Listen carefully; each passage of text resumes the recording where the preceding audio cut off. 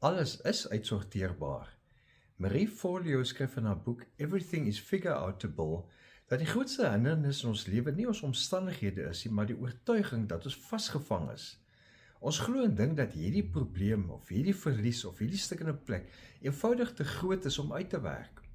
Nou sy nooi ons om daardie oortuiging om te draai van ek kan dit nie doen nie, na ek het net nog nie uitgewerk hoe nie.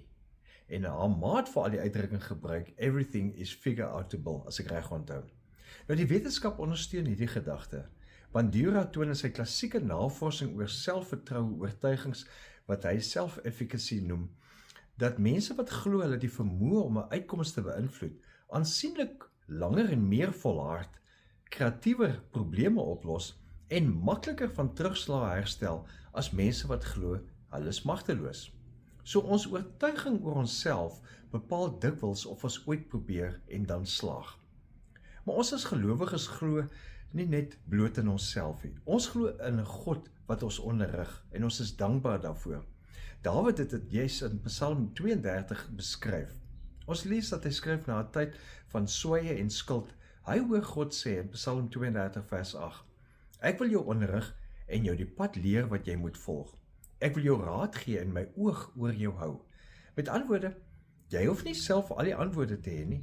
Jy hoef net gewillig te wees om te leer, te vra, te volg. So wat is die een ding wat jy vandag dink jy nie 'n antwoord voor het nie?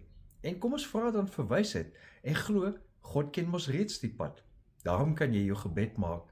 Vader, dankie dat U my leer en lei, selfs wanneer ek nie die volgende stap ken nie.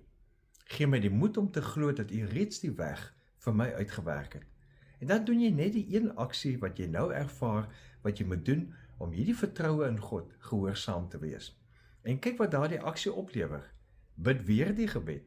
En dan doen jy net weer die een aksie wat jy ervaar, wat jy moet doen om hierdie vertroue in God gehoorsaam te wees. Onthou, God vertrou jou ook. Alles is uitsorteerbaar. Leef geïnspireerd.